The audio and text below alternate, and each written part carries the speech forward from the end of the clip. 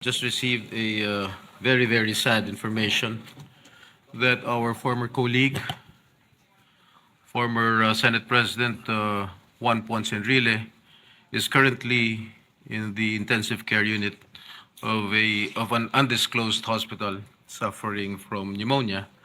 And I heard from a reliable source, a very, very reliable source, that he has slim chances of surviving.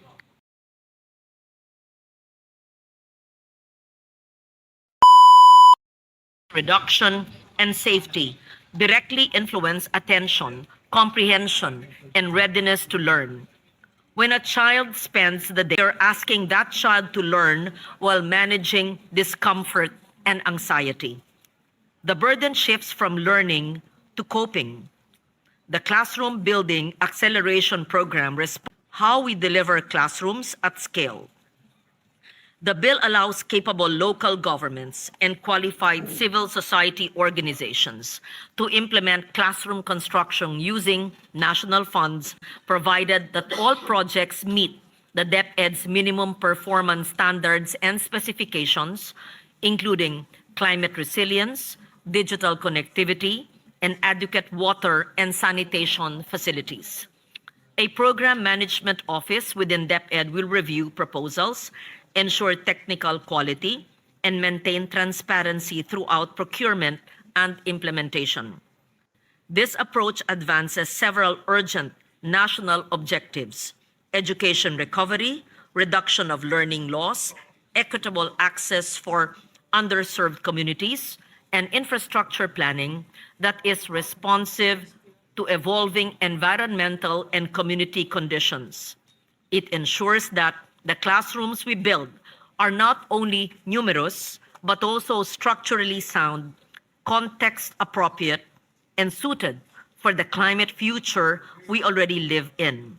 I thank the sponsor for this measure, Senator Bam Aquino, for championing this measure. And at the appropriate time, I would like to learn more about the cost of classrooms, which was flashed on screen, and know about the NEP and GAB provision for classrooms and the backlog to date, and how the measure, assuming we pass it before the December break, could be applied and reduce the backlog for 2026. At the same time, I would like to know, just in advance to inform the sponsor, I will be asking about how the divisions or the allocation for classrooms in every region, province, and district is allocated based on the NEP, seeing the lack of equitable distribution and the lack of parity, having reviewed the NEP revised and the GAB for 2026. Thank you, Mr. President. You have the figures. Ano daw yun? Unfailing. Teka, sandali. Mr. President, Majority Leader, next to co-sponsor the measure is Senator Robin Hood Padilla. I move that he be recognized. Senator Robin Hood Padilla is recognized. A'udhu billahi minasyaitanirrajim. Bismillahirrahmanirrahim. Mga mahal kong kasama, Ginoong Pangulo, ang aking pagbisita sa mga paaralan mula Tawi-Tawi hanggang Apare, paulit-ulit ko pong nakikita ang kakulangan sa silid-aralan. Mga batang nagsisiksikan, mga tumutulong kesame, at mga pasilyong ginawa ng classrooms dahil sa kakulangan ng espasyo. Kaya naman po tumatayo ako ngayon upang buong dangal na i-co-sponsor ang Classroom Building Acceleration Program na isinusulong ng aking kapatid sa paglilingkod, Senador Bam Aquino, na kahit magkaiba ang kulay sa politika, ay nagkakaisa po para sa isang adhikaing makatutulong sa ating mga kababayan, lalong-lalo na po sa ating mga kabataang Pilipino. Batid naman po nating lahat sa maraming pagkakataon na tayo po ay sinakop ng mga dayuhan o ng anumang adhikain o ng anumang religion, pinakamahalaga po at unang-una na dinadala nila ay edukasyon. Sapagkat ito po yung pinaka matinding pangangailangan upang magkaroon ng pagkakaintindihan. Kaya po, inihingi ko po sa aking mga kasama na suportahan po natin ang panukala na ito ng aking kaibigan na si Senador Bam Aquino upang ang atin pong kabataan ay makasabay. Huwag pong maiwan sa takbo ng mundo, sa pagalingan. Alam naman po natin, hindi po kaila na marami pong mga bansa na makapangyarihan, yaan pong nagsasamantala sa mga katulad natin na bansa. Ang atin pong panlaban ay tamang edukasyon at yaan po ay pinatunayan mismo ng ating mga bayani. Kung natatandaan po natin noong panahon ni Jose Rizal, ni Dr. Jose Rizal, sa kanyang mga huling araw sa Dapitan, ang kanya pong pinalakas ay ang pagbibigay edukasyon sa kabataan. Nagbigay po siya ng silid-aralan doon mismo sa Dapitan. Kaya maihahambing ko po ang panukala na ito kay Dr. Jose Rizal. Ngunit, meron po tayong backlog. 165,000 classrooms. Sabi nga po ng ating kasama din, ni Senator Kiko Pangilinan, kailangan linggo-linggo po may gawing tayong classroom. Sapagkat meron pong nabanggit na 22 classrooms lang ang nagawa itong taon na ito. Na ang target po ay 1,700. Ibig pong sabihin, kailangan natin ng 55 years para abutan po natin yung 1,700. Pero bago po natin magawa yon, lolo na po yung mga bata.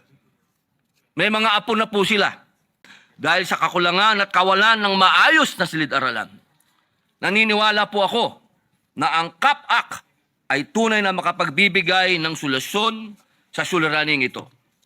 Ang bawat silid-aralan na may tatayo sa pamamagitan ng batas na ito ay isang pamumuhunan sa pangarap ng bawat batang Pilipino. Sa pagsuporta sa panukalang ito, sinisiguro natin ang kanilang karapatan sa dekalidad na edukasyon at mas magandang kinabukasan, hindi lamang po sa bayang ito, kundi sa paligsahan sa buong mundo. Maraming salamat po.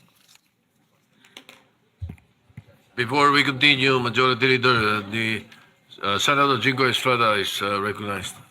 Thank you, Mr. President. Mr. President, I have just received a very, very sad information that our former colleague, former Senate President Juan Ponce Enrile, is currently in the intensive care unit of an undisclosed hospital suffering from pneumonia.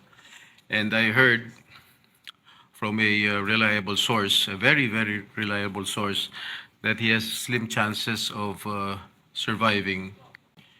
And I hope all of us here present can have a short prayer to be led by Senator Joel Villanueva, if it's possible, Mr. President.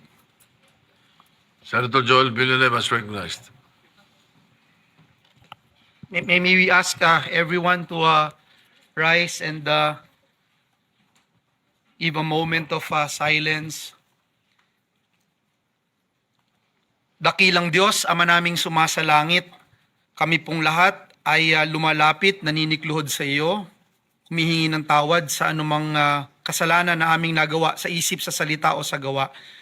Sa mga oras po na ito, amin pong idinadalangin at idinudulog sa iyo ang buhay ng isang aming colleague, mentor, Senate President, kamanggagawa, tagapaglingkod, naninilbihan para sa aming mga kababayan, Senator Juan Ponce Enrile. Ikaw, O Diyos, ang may hawak ng kanyang buhay.